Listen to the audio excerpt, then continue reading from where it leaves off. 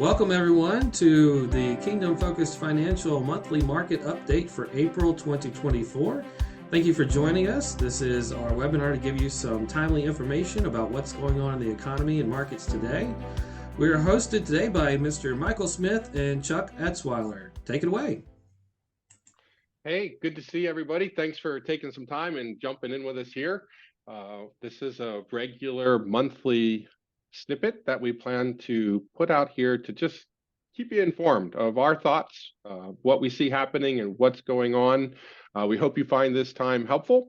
We're going to try to keep this to five or 6 minutes. So it's worth your time. Maybe you can watch it during lunch or while you're taking a quick break, but thought we'd just share some thoughts with you related to the market. So as always, remember, this is just our thoughts and advice. This isn't, don't consider this investment recommendations of any type, but just sharing our normal ponderings, Chuck, would that be a good word, of what we see happening and what's coming down the road, and hope you find it helpful. So Chuck, let's just dive right in and have you share some thoughts. I know we've kicked around some ideas, but of what we see happening in 2024 and what are some key things that we are watching. Great to be with you, Michael. Certainly I can go through this, and boy, this is the 5th year running we've developed our acrostic / acronym for a given year. For 2024, it is the number 4 as spelled out, FOUR. And as you said earlier, Michael, we're never about making predictions, but we'd be foolish if we wouldn't let our clients know what we're watching and what would dictate potential changes in a given year. So let's run through these pretty quickly. We'll get into these, as Michael and Derek alluded to, in future podcasts. The Fed, all about the Fed, Michael, right? Everyone's watching every word. They parse every sentence they say. We've been in the 3-cut camp because that's what they told us last year. They continue to be on point. Many economists said 7. We believe 3 is the number. That would dictate the length and maturity of the bonds that they're invested in and whether we ever pivot back to dividend-paying stocks in this year. The O stands for oil prices. Interestingly enough, we are the world's largest producer of crude oil products as a country. As the crude oil price goes, so goes the price of equities. At least we're leaning into that this year. We have set a healthy price of oil between 70 and 85 is needed for equity prices to move. When they fell into the 60s last year, Michael, in late October, the stock market was down 20%. Number 3 is the U.S. dollar and its value viewed by foreign investors. The much maligned dollar is taking it on the chin. Is it going to be replaced? We say no. We say it's the cleanest, dirtiest shirt in a laundry basket. The U.S. dollar is measured against other currencies. Right now, it's at 103 as we record this. Its historic average is 100, so it's slightly above where it's been. We have seen some softening in the dollar. And as we do, we will add international stocks. So again, this relationship is a strong dollar purports for owning more U.S. stocks versus international. And the last one is our long-term thesis, Michael. This is huge for us as an advisor team. The reshoring initiative, nearly 2 million jobs have come back to the United States over the last 8 years, 1 million post-COVID. The lack of trust of China, of Russia, the Middle Eastern conflicts that are brewing, all require companies to reassess where their factories and jobs are. The last decade was all about outsourcing. This decade, we believe, is going to be about reshoring. Coupling that with this artificial intelligence boom, productivity is the elixir to many economic problems the U.S. and the world that is developed may face. So we're bullish for this year. However, there's always things that we need to be, and I'll say, keeping the finger on the pulse. And I think we'll get into the next one there, Michael, about the election and what we may see here forthcoming. But this is our acronym for the year, and we're going to continue to update for our folks as we walk through the calendar year 2024. Perfect. And Chuck, just to highlight some of these a little bit to put it in perspective, it does have an impact in some of how we manage our portfolios.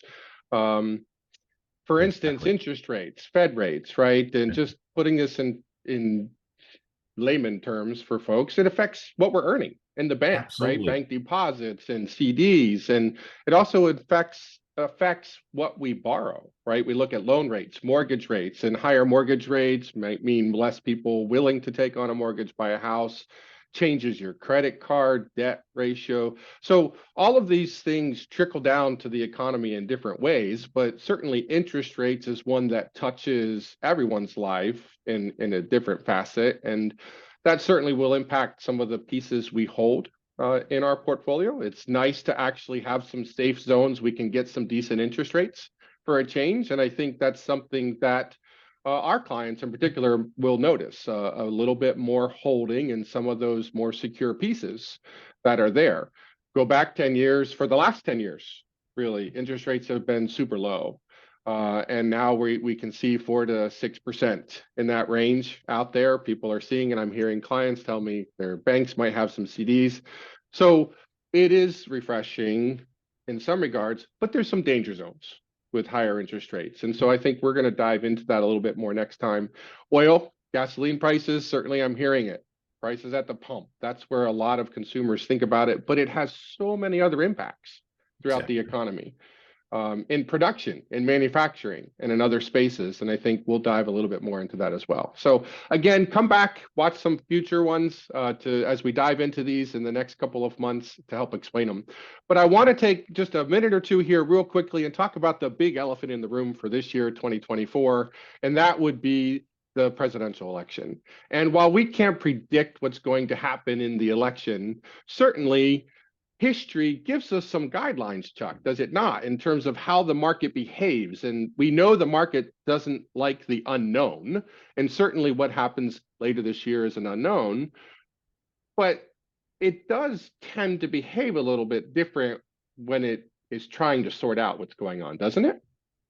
It really does, Michael. The picture paints 1,000 words. So, first of all, we got a green and a red line. In the middle, the black and the blue are basically the same. So let's go to the middle lines here. The black and the blue would be basically all election years. And there's a difference, however, between a presidential election year where there's a sitting president, that would be in green, President Biden, the sitting president, or a red line, which is an open field, much akin to the 2016 election, where you had Donald Trump versus Hillary Clinton. Look at the divergence, Michael, as we get to the primaries in an open election. What tends to happen is we have two candidates that were unknowns, right? We haven't had them sitting in office. Now, why would we even pose this question?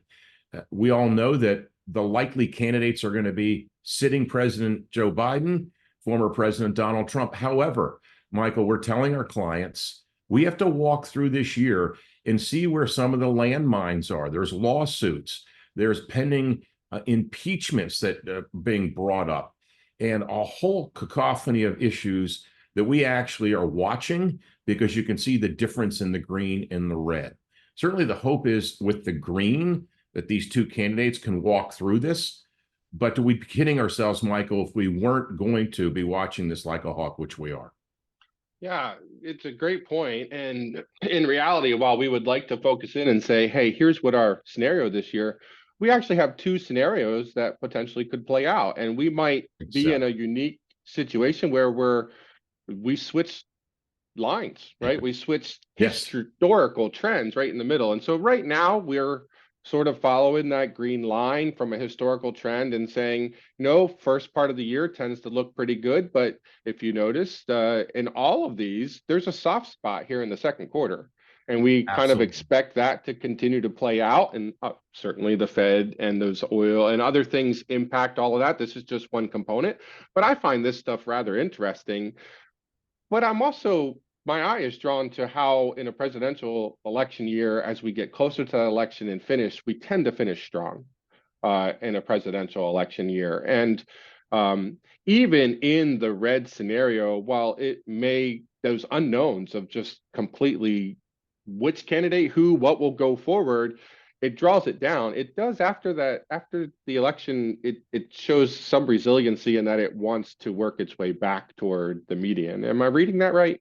You certainly are. The great unknown becomes known. What Wall Street market investment analysts, economists loathe the most is uncertainty. We will know November 5th, hopefully, who the president is, and then we can start to determine policy, what industries, what companies are favored, and then do our investing at that point. But until then, you're right, it's uncertainty, but even the red line begins to buoy up, historically speaking. Yeah, perfect. And the unknowns you talked about, where we might switch midstream, is right now it does look like President Biden and former President Trump will be our candidates, but one of them could end up in jail.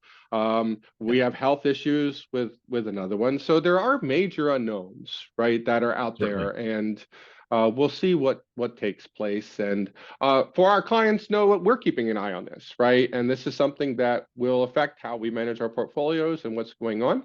And we wanted you to understand a little bit of the background behind what we're looking at as well. So Chuck, as always, thank you for being part of our team and being here and willing to share some thoughts. I want to thank all of you who are listening and took the time to watch this for giving us a few moments of your day. We hope this was helpful. And if it was, check back in, look for future updates as we continue to post them. And as always, thank you for putting your confidence in us at Kingdom Focused Financial to help navigate your financials. Thank you.